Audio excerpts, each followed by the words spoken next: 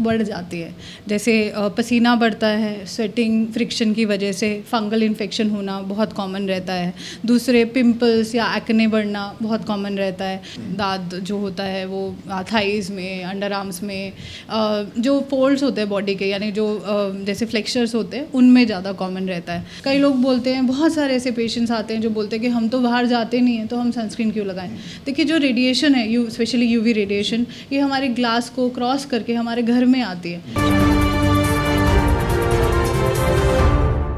नमस्कार, मैं हूं प्रवीण और आप देख रहे हैं हमारा खास कार्यक्रम हेलो डॉक्टर। हेलो डॉक्टर में हम आपको अलग अलग स्पेशलिस्ट रूबरू कराते रहते हैं और आज हम पहुंचे हैं सागरपुर में स्थित अंसारी हॉस्पिटल में और मेरे साथ मौजूद हैं skin specialist doctor Shweta Manchanda.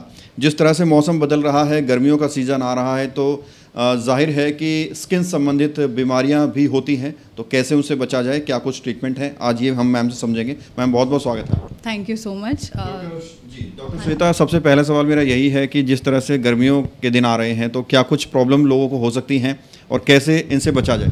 देखिए, गर्मियों में कुछ स्किन की कंडीशंस बढ़ जाती है। जैसे पसीना बढ़ता है, स्वेटिंग फ्रिक्शन की वजह से फंगल इन्फेक्शन होना बहुत कॉमन रहता है। दूसरे पिंपल्स या एक्ने बढ़ना बहुत कॉमन रहता है। बैक्टीरियल इन्फेक्शन जैसे फोड़े, फुंसी, बाल तोड़, ये सब भी बहुत कॉमन रहते हैं। कुछ इन्फेक्शंस जैसे वायरल इन्फेक्शन के चांसेस भी बढ़ जाते हैं। साथ ही में सीजनल चेंजेस की वजह से डैंड्रफ का रूसी जिसको बोलते हैं, या फिर कभी कभी आपके जो हेयर फॉल की टेंडेंसी है वो भी कई लोगों में बढ़ जाती है।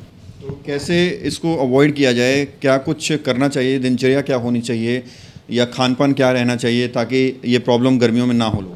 ठीक है, देखिए, पहले तो फंगल इन्फेक्शन, दाद की बात करें, दाद जो होता है वो थाइज़ में, अंडर आर्म्स में, जो फोल्ड्स होते हैं बॉडी के, यानी जो जैसे फ्लेक्चर्स होते हैं, उनमें ज़्यादा कॉमन रहता है। तो उसके बचने के लिए सबसे पहले तो लूज़ कॉटन के कपड़े पहनने चाहिए। साथ ही में दिन में हो सके तो 2 बारी उनको चेंज करना चाहिए। अगर किसी को फंगल इन्फेक्शन है तो घर में, अगर किसी, जनरली ये कम्युनिकेबल होता है, यानी एक से दूसरे में फैलता है, तो बाकी लोगों का भी इलाज कराइए, नहीं तो ये एक साइकिल बन जाती है, बार बार एक से दूसरे में होता रहता है। दूसरी बात, आपके कपड़े, अगर किसी को फंगल इन्फेक्शन है, गर्म पानी में धोइए, धूप में सुखा के उल्टा प्रेस करके पहनेंगे, यानी इनर लाइनिंग पहले अंदर की साइड, फिर बाहर की साइड प्रेस करनी है। उससे क्या होता है, फंगस के जो स्पोर्स होते हैं वो डिस्ट्रॉय हो जाते हैं, इसीलिए दोबारा आने के चांसेस कम हो जाते हैं। और ऐसे मौसम में जैसे आप मान लीजिए जब नहाते हैं, गीलापन नहीं रहना चाहिए, नहीं तो वो भी फंगस को पनपने में मदद करता है। साथ ही में एंटी फंगल पाउडर्स दिए जाते हैं जिनको डस्टिंग पाउडर बोला जाता है, वो भी फंगस की ग्रोथ को स्लो करने में मदद करते हैं और साथ ही में स्वेट को एब्जॉर्ब करते हैं। अच्छा, कुछ लोग अपने बिजी शेड्यूल में रहते हैं, पानी नहीं पी पाते, डिहाइड्रेशन हो जाता है, तो इसका भी इम्पैक्ट पड़ता है? बिल्कुल सर, बिल्कुल। देखिए, जब भी स्किन, हमारी जो स्किन है हमारी अंदर की हेल्थ को ही बताती है, तो जब भी आपकी खान पान में या फिर आपके लाइफस्टाइल में कोई भी चेंज आएगा वो आपकी स्किन पे दिखता है। तो अगर मान लीजिए जैसे पानी आप कम पीते हैं, आपके लिप्स डिहाइड्रेटेड हो सकते हैं, स्किन पे ड्राइनेस हो सकती है, साथ ही में आपका कुछ बीमारियाँ होती हैं जो कि ड्राइनेस की वजह से बढ़ सकती है, जैसे सोराइसिस हो गया, एक्जिमा, ये भी ड्राइनेस से एग्रवेट होती है। लालवानी साड़ीज एंड ज्वेलर्स, सोने की सुंदरता और चांदी की चमक के साथ प्योरिटी का पूरा भरोसा। सूट, साड़ी, लहंगा, गाउन्स व हैंडमेड कॉस्ट्यूम्स का भव्य शोरूम। तिलक नगर मेट्रो स्टेशन के पास एक छत के नीचे कॉस्ट्यूम्स एंड ज्वेलरी का शानदार collection. Full collection of hallmark gold, diamond, silver jewellery, wedding sari and lehenga, choli. अधिक जानकारी के लिए कॉन्टेक्ट करें Lalwani sarees and jewellers 9810001437, shop number 2, new market, opposite Tilak Nagar metro station, Nai Delhi 10018। अच्छा, आजकल खासतौर पर महिलाओं में देखा जाता है आंखों के नीचे सर्कल पड़ जाते हैं, झाइयाँ पड़ जाती हैं, तो ये क्यों होता है? क्या इसके कारण होते हैं और क्या इसका इलाज संभव है? क्योंकि बहुत सारी महिलाओं को डॉक्टर कहते हैं कि इसका इलाज नहीं है, ये अपने आप ठीक होएगी या फिर होएगी ही नहीं। देखिए, झाइयों का इलाज है, बट उसमें केयर बहुत करनी पड़ती है। सबसे पहले तो जिसको झाइयाँ हैं उनको सनस्क्रीन रेगुलरली लगाने की ज़रूरत है। कई लोग बोलते हैं, बहुत सारे ऐसे पेशेंट्स आते हैं जो बोलते हैं कि हम तो बाहर जाते नहीं हैं तो हम सनस्क्रीन क्यों लगाएं। देखिए, जो रेडिएशन है, स्पेशली यूवी रेडिएशन, ये हमारे ग्लास को क्रॉस करके हमारे घर में आती है, जो शीशा है उसको क्रॉस करती है। सेकेंडली, हमारी जो लाइट्स है, जैसे ट्यूब लाइट हो गई, मोबाइल हो गया, लैपटॉप हो गया, इन सभी में से रेडिएशन निकलती है। तो चाहे आप बाहर नहीं जा रहे, रेडिएशन तो अंदर है ना आपके आसपास। आसपास, तो आपको सनस्क्रीन रेगुलरली हर एक को लगाने, हर किसी को लगानी चाहिए, बट जिसको झाइयाँ हैं उनको तो रेगुलरली लगानी ही लगानी है। वो एक लेयर फॉर्म करती है जिसकी वजह से हम जो भी दवाई देते हैं वो काम करने में उसका इफेक्ट जो होता है वो बेटर आता है और वो बढ़ता नहीं है। जो झाइयाँ हैं वो बढ़ने को उससे रुकने में भी सनस्क्रीन मदद करती है। साथ ही में सनस्क्रीन को स्पेशली गर्मियाँ हैं तो हर किसी को ही रेगुलरली लगाना चाहिए, घर में भी लगाना चाहिए और हर 3 घंटे में लगाना चाहिए आइडली। जैसे मान लीजिए एक सनस्क्रीन की जो एप्लीकेशन होती है सिर्फ 2 से 3 घंटे तक ही प्रोटेक्शन देती है। तो जैसे अगर सन की जो रेज हैं 10 to 4 PM तक, 10 AM to 4 PM यानी सुबह 10 बजे से 4 बजे तक सबसे तेज़ रहती है, तो उससे बचने के लिए सनस्क्रीन को हर 3 घंटे में कम से कम 4 या 5 बजे तक लगाना चाहिए। डॉक्टर श्वेता, ये तो आपने बताया प्रोटेक्शन के लिए कैसे बचाव किया जाए, लेकिन अगर किसी को झाइयाँ हैं और काफ़ी सालों से हैं तो उसके लिए क्या कुछ ट्रीटमेंट्स अवेलेबल हैं? क्या दवाओं से ठीक हो जाता है या कुछ लेजर ट्रीटमेंट है, कैसे वो ठीक हो? ठीक है, देखिए झाइयाँ जो होती हैं, झाइयों में सबसे पहले तो कॉज रूल आउट किया जाता है। कई लोगों को हार्मोनल प्रॉब्लम होती है साथ में, जैसे थायराइड हो गया, कोई पीरियड्स की प्रॉब्लम हुई, तो उसका ट्रीटमेंट ज़रूरी है, पहली चीज़। दूसरी चीज़, कभी कभी डेफिशिएंसी से भी जो झाइयाँ होती हैं वो बढ़ती है, विटामिन D, B12 की डेफिशिएंसी, उससे भी झाइयाँ बढ़ती हैं। तो उससे क्या होता है कि मान लीजिए आपने कॉज नहीं रूल आउट किया तो वो ठीक नहीं होगा। थर्डली, सनस्क्रीन के साथ ही कुछ क्रीम्स आती हैं, जैसे कोजिक एसिड वाली होती है, हाइड्रोक्विनोन होता है, बट हाइड्रोक्विनोन जनरली अवॉइड करते हैं, सेफ मेडिसिन प्रेफर करते हैं, ग्लाइकोलिक एसिड वगैरह। तो वो जो होती हैं वो धीरे धीरे करके पिगमेंटेशन को कम करती है। झाइयों के लिए जनरली 2 तरह की क्रीम्स होती हैं, स्टीरॉइड्स वाली और नॉन स्टीरॉयडल। जो स्टीरॉयडल क्रीम होती है वो काम बहुत जल्दी करती है, बट जैसे ही उनको छोड़ा जाता है वो पिगमेंटेशन और डार्कन हो जाती है और स्टीरॉयड स्किन को हार्म करते हैं। कितनी सारी फीमेल्स मैंने देखी हैं जो बेटनोवेट, पैंडम ये सब लगा के आती है, अपना पूरा चेहरा खराब कर देती है।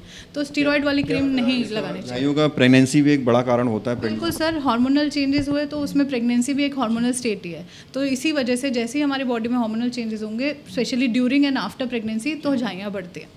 अच्छा, आजकल के लड़कों में देखा जाता है मैम, बालों के झड़ने की, बालों गिरने की समस्या बहुत ज़्यादा होती है।